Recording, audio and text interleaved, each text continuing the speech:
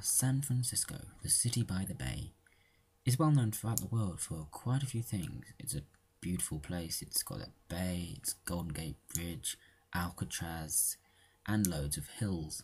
And it's those hills I'm going to be talking about today.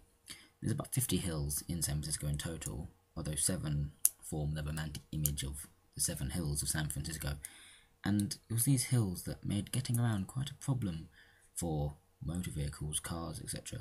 So in 1873, they built the very world's first and the only remaining working cable car system. And it's not the sort of cable car you think of in Britain, which confused me a little bit. A cable car in Britain, if you're watching from somewhere else, is like a gondola in the air, whereas in San Francisco, their version of a cable car is an actual car pulled along the road by a cable under the road, which is pretty impressive. And as San Francisco has the only working system left in the world, they are a very massive cultural tourist attraction, and so I'm going to show you a few things about them. There's a cable car, if you look beyond the guy's head. Now in San Francisco, there's 2 sort of main lines, I suppose you'd say, although one of those lines is split into 2 sort of branches. I suppose that's what we call them, Powell-Hyde and Powell-Mason.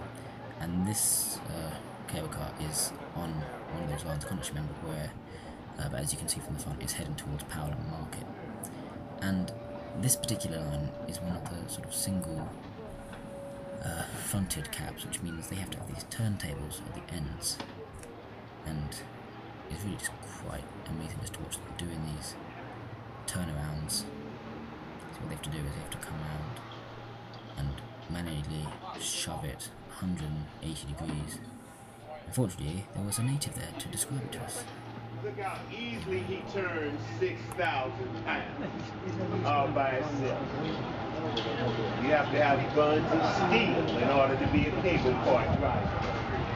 They check out the mass of your booty cheeks before they even let you have the job.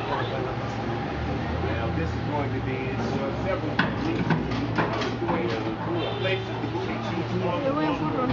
This is a technique that they call cable car driver. One of 6 moves.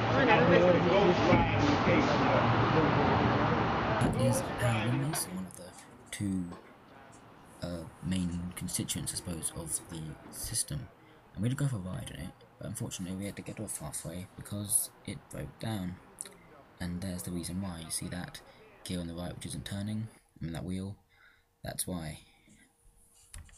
And this is actually in the museum of the cable cars, and these 4 cables you can see here, which are being spun by these wheels, these cables then go out under the streets, and a huge network of these cables pull and power the actual cars. And what happens is the driver is sort of pulling and holding on to this big rod, which then extends under the road and grips onto this cable. And so if it's gripping the cable fully, the cable car will move along with the cable at the same speed.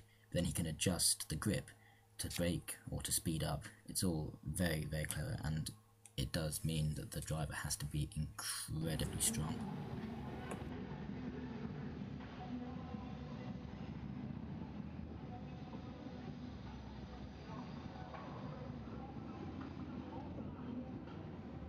And this is the other one. This one runs along California Street, and we actually managed to ride all the way along this one because it was working. And unlike the others, these cabs are double-ended, so they don't need to have turntables, so they just reverse back the way they came.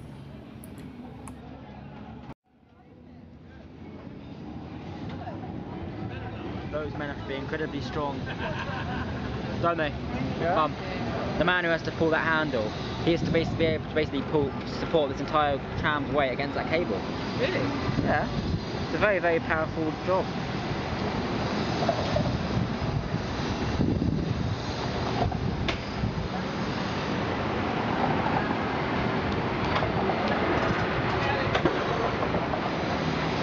This one seems to be a lot less crowded, unless it's just the time of day. Well, they have zip cars where we are as well.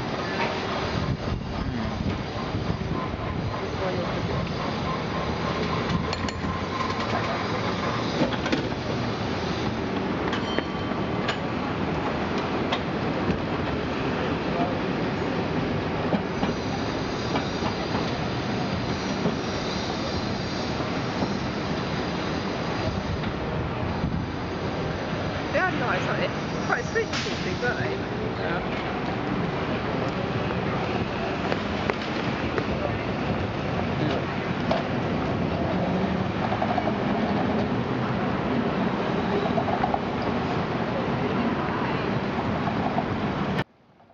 So that is California Street cable car, which just runs in a massive long line up that massive hill you can see in the distance, which is where we're headed in this next little video, because we took a ride on the cable car. Off we go. And as I said, this one is probably more of use to commuters as it goes through the main financial area and doesn't quite go to some of the big tourist places like the Fisherman's Wharf and the harbour and Bay Area in general. You see me in the reflection there, and you can see there's a massive queue because this is, you know, a proper transport system, and so it's not there primarily for tourists. And San Francisco is such a beautiful place and quite high rise and just very, very pretty. All these buildings.